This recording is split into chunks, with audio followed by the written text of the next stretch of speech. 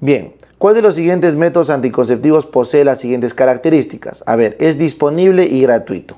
Con esto ya tengo clave. ¿Por qué? Porque es gratuito. ¿Cuál es el único método gratuito? El natural, profesor, el natural. Los implantes no son gratuitos, los anticonceptivos orales combinados no son gratuitos, la T, nada. El único gratuito es este. Y más de uno de ustedes, que todavía piensa poquito desfasado de la realidad, dice, pero profe, todos son gratuitos, yo voy a la posta y me los dan. Es gratis para ti, para mí, que vamos y lo pedimos, pero eso lo paga alguien, eso siempre entiendan. Todo en esta vida se paga, ¿correcto? Los bienes económicos, que por definición son los que son escasos, se tienen que pagar sí o sí. Entonces, no es gratuito, entiéndelo, es financiado por los impuestos de otras personas, que también eres tú, porque pagas impuestos. ¿Ya? Entonces, ahí nomás ya lo sacaban. Pero como yo sé que no nos gustan mucho los conceptos económicos, no nos pone un poco nerviosones hablar de eso, pero es la realidad, entonces vamos leyendo el resto. Duración del efecto poco fiable. Hay un buen dato. ¿Quién es el que dudo de su efecto? Los naturales. Mayor probabilidad de embarazo. ¿Quiénes fallan más? Los naturales. Y disminuyen el riesgo de cáncer de mama. Ya ahí sí no pueden fallar. El único anticonceptivo que te protege del cáncer de mama es la lactancia materna más de 16 meses. Protege. Entonces la clave es la E. ¿Entendido? Entendido. Paciente con múltiples episodios de vulvovaginitis por cándida. Múltiples episodios se define como 3 o más al año, habiendo recibido tratamiento antimicótico. Entonces, cuando hay repetición de la vulvovaginitis, ¿qué se tiene que dar? Se tiene que dar fluconazol vía oral a la mujer y a su pareja. Se tiene que usar condón, ¿correcto? Y se tiene que hacer un cultivo de la cándida. Entonces, en este caso, la clave sería usar método de barrera. No se da clotrimazol, es fluco, porque ya le han dado clotri. Dejar de tener relaciones, eso no es una indicación. Nosotros no somos curas para prescribir abstinencia, no, se supone que tenemos que dar. ¿Y dónde se prescribe abstinencia? Por ejemplo, cuando hay amenaza de aborto, ruptura prematura de membranas, donde hay gonorrea o tricomoniasis en los primeros días del tratamiento, ahí recién se prohíbe las relaciones. Ni siquiera en el VIH se prohíben las relaciones cuando el paciente está en tratamiento. Bueno, descartar inmunosupresión por corticoides, ya hay que ser bien fumón, ¿no? Bien fumón para marcar la D, porque en la pregunta tú no tienes ningún indicio de que la chica toma corticoides. Pero, profe, puede estar tomando. Esa es tu fumada. Eso es lo que tú fumas. Por eso vas a ser un buen internista. Pero para banquear, siempre se banquea con lo que está en la pregunta, no con lo que te fumas. ¿Ya? Bien, y finalmente, el DIU no le va a ayudar para nada con la cándida. Muy bien, mujer de 23 años refiere que estando ebria fue penetrada vaginalmente sin su consentimiento, o sea, violación. Al examen tiene equimosis inguinal de los aductores probablemente y erosión de los labios mayores. Ha sido violada, tengo que darle, ¿qué dijimos? Levonorgestrel, ¿no es cierto? De 1.5 miligramos o 0.75 dos dosis en las primeras 72 horas. No se olvide. El DIU de cobre habíamos quedado que dura hasta el día 5, pero no es de primera línea. No. Muy bien, y acá había una pregunta que les expliqué, pregunta crítica, solo lo he hecho la mitad. Si una primigesta de 12 semanas está en la primera mitad, portadora de un DIU que está detrás del saco, ¿qué habíamos quedado cuando estaba detrás del saco? No lo puedo sacar, porque voy a producir aborto. Entonces, caballero, observación, seguimiento y dejo el DIU. Profe, si los hilos son visibles, ¿los retiro? No. ¿Por qué? Porque está detrás del saco. ¿Debe ser retirado bajo supervisión ecográfica? No, es peligroso. Solo se retira bajo supervisión ecográfica los que están delante del saco y no se ven el hilo. Bueno, la clave la sé. Pregunta difícil, ¿eh? Reconozco que es difícil. ¿Cuál es el anticonceptivo que dura más? Bueno, pues las T's. La T de cobre te puede durar hasta 12 años si es que la chica es mayor a 25 años. El anticonceptivo oral no, solamente dura lo que se toma, un día. Así que estos no pueden ser. La lactancia materna a lo mucho 6 meses si es que es diario la lactancia y cada 2 horas. Y los implantes subdérmicos como mucho te duran 5 años, 2 cilindros. Así que la clave correcta es la E. Mujer de 47 presenta bochorno. Bueno, acá ya hemos llegado a menopausia. Vamos a hacer una pequeña pausa técnica y continuamos. Bien chicos, A ver, continuamos con nuestro banco. Vamos con la pregunta 23. ¿Ya? Mujer de 47 años presenta bochorno, nerviosismo y sudoración. ¿Qué hormona está elevada?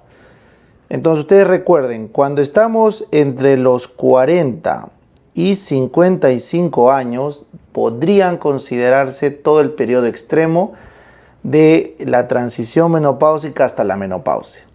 La menopausia es de los 50 a los 55 y 45 años, o sea, esta es la menopausia normal.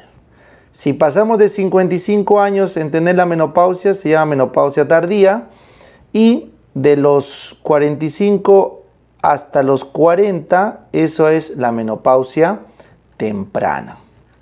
Menos de 40, eso se llama menopausia precoz, que el nombre correcto es falla ovárica precoz. ¿Ya?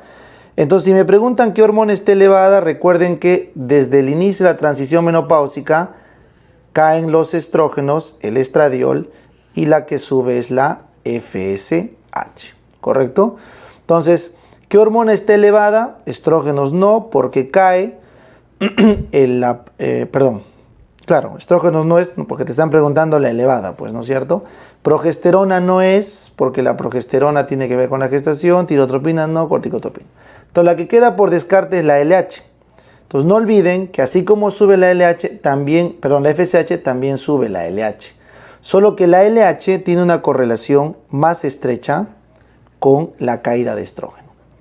Y eso lo vamos a ver en este gráfico que lo explicamos en la pantalla grande. Acompáñenme. Bien, chicos, vamos a ver ahora en este pequeño croma cómo es la evolución hormonal en la menopausia, ¿ya? Entonces acá tienes el punto cero, que es la menopausia, la última regla, y acá tienes las hormonas cómo se distribuyen. Entonces miren, la hormona predominante premenopáusica es el estradiol, de rojito. ¿Ven? Acá está. Cuando llegamos a la transición menopáusica empieza a caer. Así que ese es el inicio de la transición menopáusica, la caída del estradiol, ¿correcto? Sin embargo, esta transición menopáusica le antecede a la caída de estrógenos la disminución de folículos. Por eso la disminución de folículos se evidencia por la subida de la FSH.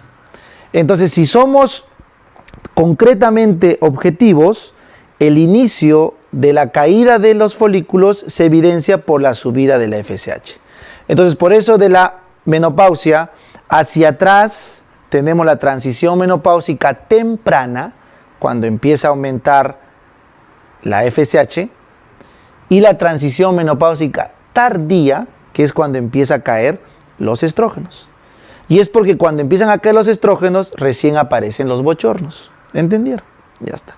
Luego la FSH sigue subiendo, subiendo, subiendo hasta llegar a un límite y de ahí se estabiliza y se mantiene a lo largo de la vida. Mientras que los estrógenos caen hasta un límite también, no caen más. Y ahí es donde terminan los bochornos. Por eso hasta el segundo año de la menopausia hay bochornos, de ahí ya no. Luego se estabilizan y como ven acá, la estrona de color marrón toma predominancia porque es el estrógeno de la grasa. ¿Ya? Así que, ¿qué ocurre en la menopausia? Se dispara la FSH hasta un límite y caen los estrógenos hasta un límite. La subida de la menopausia es el indicador de que está empezando la menopausia y cuando está más de 40 es diagnóstico de menopausia. Miren acá este punto. Acá este triangulito que ven acá, justo calza con 40 por acá. Y los estrógenos es donde empieza la caída de estrógenos, el inicio de los bochornos, y donde termina la caída de estrógenos, el fin de los bochornos. ¿Y por qué, profe? Porque al caer los estrógenos, miren acá cómo sube la LH. Miren cómo la LH justo sube con la caída de estrógenos. Y es la LH la que se asocia a los bochornos. ¿Ya? Muy bien. Siguiente. A ver, bueno, seguimos. A ver, en el climaterio, entiéndase como climaterio a la sintomatología que ocurre en la perimenopausia y entiéndase como perimenopausia al periodo que ocurre de la transición menopáusica hasta el primer año de la posmenopáusica, que es el diagnóstico. Te preguntan cuál es la hormona que se encuentra alterada. Entonces aprendan, por favor, ya aprendan, que ya se los expliqué en el gráfico. Paciente 0, día de la menopausia. Se demora 1 año en hacer el diagnóstico de menopausia. Son 12 meses de amenorrea. Y tenemos acá todo lo que es la transición menopáusica, que puede ser temprana y la transición tardía, como les expliqué. Entonces, todo este lapso de la transición hasta el año del diagnóstico se llama perimenopausia.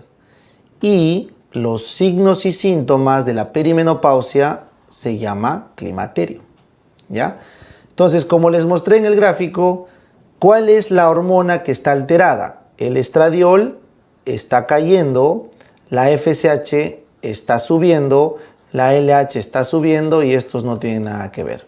Entonces la pregunta es, ¿por qué ustedes han marcado FSH? Chicos, les acabo de decir, la FSH es la hormona que primero se eleva, sí, desde el inicio, pero no da signos y síntomas. La elevación de FSH va sin signos ni síntomas, acabo de decirles. En cambio, yo les dije que la caída de estrógenos, la caída de estradiol, iba de la mano ¿con qué? Hace un rato vimos en el gráfico. Con la subida de LH. Y la LH es la que causa los bochornos. Así que los signos y síntomas, o sea, el climaterio, dependen de la caída del estradiol. Aprende eso. Ese es dato. No de la FSH, sino del estradiol. Muy bien.